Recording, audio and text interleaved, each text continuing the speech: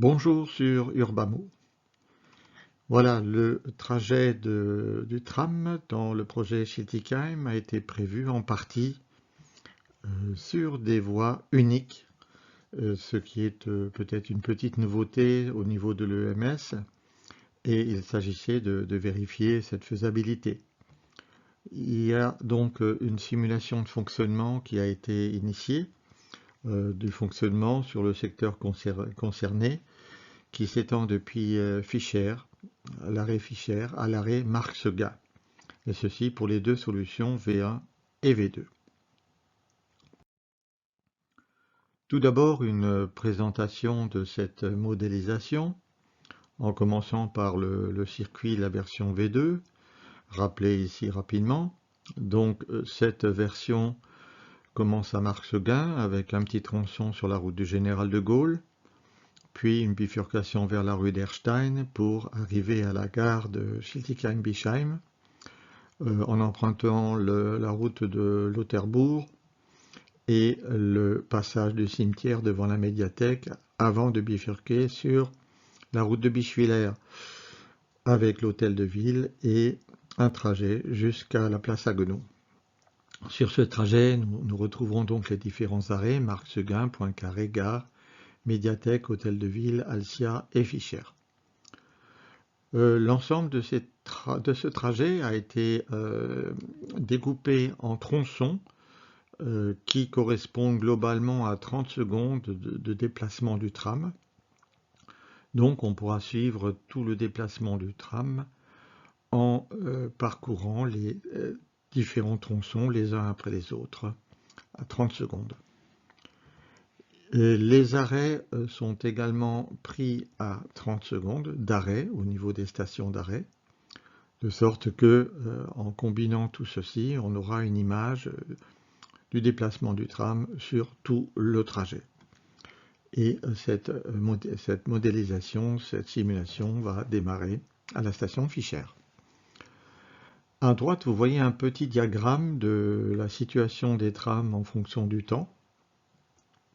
C'est-à-dire que c'est la représentation d'un séquencement des différents trams les uns après les autres sur leur trajet. On voit donc par exemple ici, au départ de Fischer, le tram rouge qui avance de 30 secondes à 30 secondes dans le temps et dans l'espace, en arrivant premièrement à Alcia, ensuite à l'hôtel de ville, ensuite à la médiathèque, puis à la gare, puis à Poincaré, puis à Marx-Seguin. Arrivé à son terminus, il va patienter quelques minutes pour accueillir les nouveaux clients pour repartir dans l'autre sens en direction de Strasbourg. Le petit diagramme présente également le cadencement, en l'occurrence le temps mis entre deux trams. Par exemple ici, nous avons un départ ici pour le tram rouge, l'autre départ ici pour le tram vert. Entre les deux, il y a une dizaine de minutes. Idem entre le vert et le jaune et le vert clair, etc. Alors un point très important dans cette affaire est évidemment le croisement des trams, puisque nous sommes en voie unique et dans cette configuration, les croisements de trams ne peuvent se faire qu'au niveau des arrêts, puisqu'en cours de route, la voie est unique et par définition, les croisements ne peuvent pas se faire sur cette voie unique, ils se font exclusivement aux arrêts où un tram attend éventuellement un autre et pour se laisser ce croisement à disposition l'un après l'autre. Donc on voit sur ce schéma-là que dans ce cas de figure-là, les croisements se font à l'hôtel de ville, donc tous ces croisements sont des croisements hôtel de ville, et les croisements se font à la gare. Donc voilà, c'est une configuration qui permet, tel que c'est dessiné, à réaliser ces croisements à ces deux arrêts.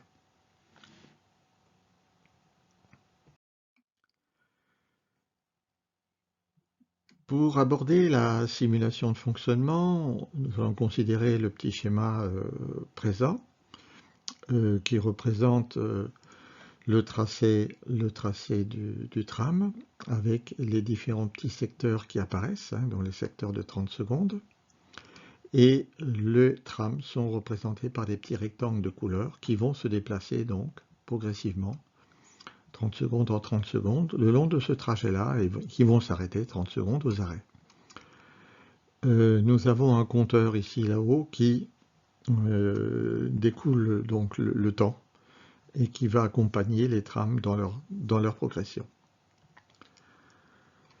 Donc nous allons démarrer la simulation. Je n'aurai pas la possibilité technique de la commenter en cours de route, mais nous ferons les commentaires lorsque celle-ci sera terminée. Alors allons-y, top, départ.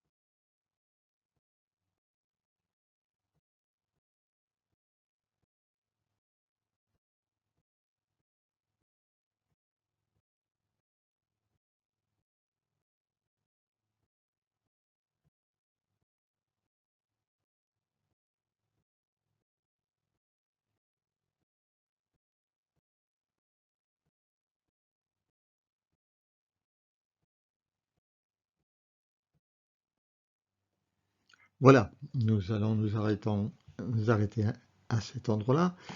Vous voyez bien que la simulation peut continuer ainsi pendant longtemps, si je puis dire. Vous avez pu remarquer que les trams ne se croisent qu'à l'hôtel de ville et à la gare, tels que les petits diagrammes l'ont proposé. Nous allons passer maintenant à une analyse de ce fonctionnement, toujours dans l'optique d'un cadencement de 10 minutes. Donc premièrement, le fonctionnement normal tel que nous l'avons décrit à l'instant, vous l'avez vu dérouler, avec les différents trams qui se succèdent et qui se croisent donc à l'hôtel de ville et à la gare. Si maintenant on imagine un petit incident sur un tram, l'idée c'était de voir les conséquences. Donc par exemple le tram vert, arrivé ici à son premier croisement hôtel de ville, et au lieu de continuer normalement son trajet suivant le diagramme noir qui se trouve ici, il se reste à son arrêt pour cause d'un petit incident, ouverture de porte par exemple, quelques minutes, et ne redémarre que plus tard.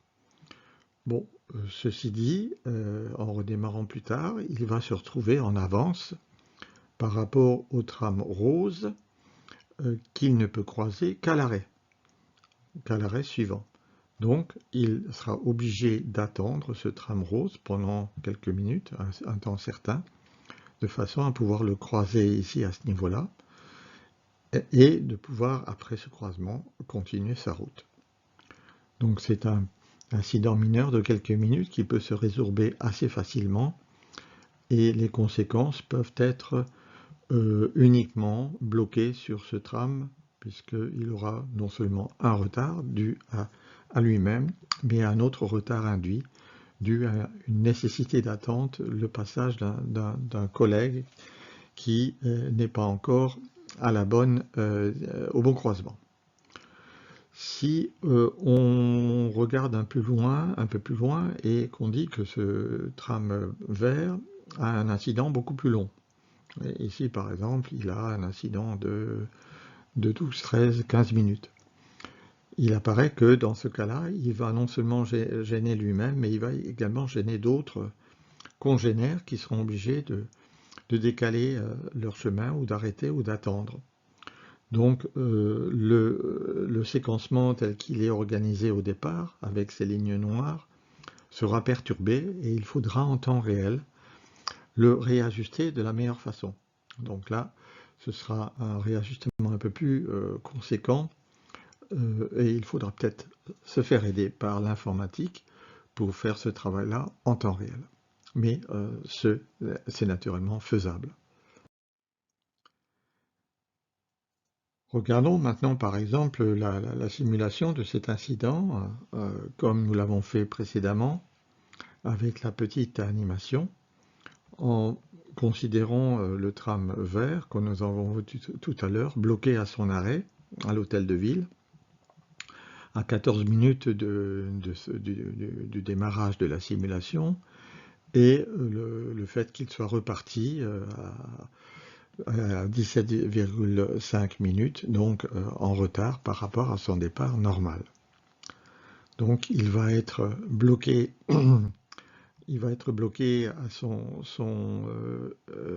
à l'arrêt prochain pour attendre le passage du tram rose de façon à pouvoir le croiser à cet arrêt-là.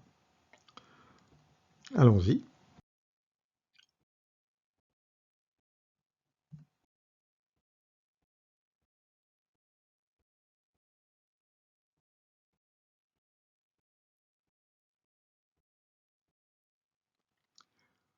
Voilà. Donc vous avez vu, premièrement, son arrêt propre au niveau hôtel de ville. Il a été entouré d'un petit cercle rouge. Et puis ensuite, il a pu redémarrer, mais il a dû attendre à la médiathèque le passage du tram rose de façon à, après, continuer son chemin avec un peu de retard, évidemment. Donc, nous avons fait cette analyse au niveau d'un petit incident de fonctionnement. Autre point qu'on peut regarder, c'est l'incidence du cadencement qu'il s'agit de faire. Le cadencement 10 minutes dont on vient de parler, on l'a bien imaginé et il a été modélisé, ça ne pose pas de problème. Un cadencement de 5 minutes correspond à intercaler un tram à l'intérieur de ces 10 minutes. Bon, il peut se dérouler de façon tout à fait normale ici, comme vous le voyez sur ce diagramme. Il y aura simplement éventuellement une petite attente ici au niveau du départ pour attendre le croisement possible. Donc, et cette petite attente, cette perte de temps, sera sur tous les trams. C'est le petit ajustement qui sera nécessaire, par exemple, dans ce cas de figure-là. Si on veut réaliser des cadencements qui sont assez différents, ils sont entre 5 et 10 minutes, par exemple 7 minutes, là il se peut qu'il y ait d'autres ajustements qui soient nécessaires et qu'on ralentisse de façon plus importante le trajet de chaque tram. Bon, ceci est une appréciation théorique à ce point-là, à ce stade-là. Et nous avons évidemment une petite marge, 10 minutes ça peut être 9, 11, 5 minutes ça peut être 4, 6. Donc c'est un sujet à optimiser avec une étude de détail. Mais ça demandera une certaine adaptation pour des cadences de l'ordre de 7 minutes. Faisons le même travail pour la version V1. Premièrement, le circuit V1 que vous connaissez, qui commence de la même façon que le V2, avec ce tronçon Marc-Sequin, route du Général de Gaulle. Mais dans ce cas de figure, nous allons tout droit jusqu'aux 3 épis. Le passage du pont, encore tout droit sur la route de Général de Gaulle jusqu'au parking Prévert. Et ensuite, nous bifurquons vers l'arrêt Fischer pour rejoindre la place de Haguenau. Là, c'est pareil, donc avec les distances qui se trouvent entre les différents arrêts. Le petit diagramme dans ce cas de figure est un peu simplifié, mais la problématique reste absolument la même. Et on retrouve les croisements au niveau des arrêts qui sont nécessaires. Et là, en l'occurrence, nous avons l'arrêt, par exemple, 3 épis. Et tous les croisements se font aux arrêts 3 épis.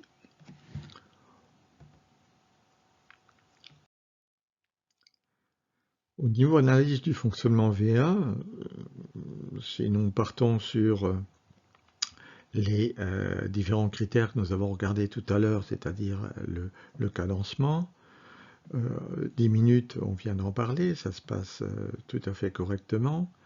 5 minutes, on aboutit à la même conclusion que pour V2, en intercalant un tram au milieu.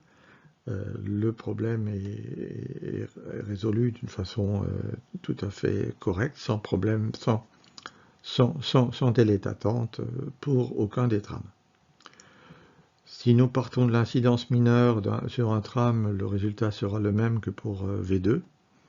Et pour les incidences plus importantes sur plusieurs trams, les conclusions sont également idem que pour V2. Nous pouvons donc conclure sur cette simulation de fonctionnement du secteur à voie unique pour les solutions V1 et V2 de la façon suivante. Premièrement, pour un cadencement de 10 minutes correspondant aux besoins capacitaires des trams, le séquencement sur les tronçons de voie unique est parfaitement organisé et se déroule sans perte de temps. C'est ce qu'on a pu voir ensemble précédemment. Les incidents mineurs provoquent un décalage facilement résorbable par le système et occasionnent un retard ponctuel limité au tram qui a causé l'incident. C'est ce que nous avons pu voir aussi. Un arrêt prolongé sur un tram nécessite une réorganisation plus poussée du séquencement avec des incidences sur plusieurs trams. Cette organisation pourra éventuellement être déterminée par un logiciel d'optimisation des stratégies possibles, qui pourra nous aider à trouver la bonne stratégie à développer en fonction d'un incident. Le but de l'opération est évidemment de faire circuler ces trams le plus rapidement possible et les arrêtant le moins souvent possible. Ensuite, pour des cadencements différents de 10 et de 5 minutes, il y a lieu d'optimiser le cadencement de façon à minimiser les éventuelles pertes de temps. Mais cette optimisation est tout à fait possible. Donc nous pouvons conclure dans la mesure où un fonctionnement en voie unique est tout à fait envisageable pour V1 et pour V2, tel que c'est à imaginer pour les solutions tram, dans ce qui a été présenté par Urbamo. Voilà un tram qui dépasse un autre tram qui est à l'arrêt. Ce tram à l'arrêt attend le passage de ce tram pour poursuivre lui-même son déplacement. Merci pour votre attention. Vidéo proposée par Urbamo.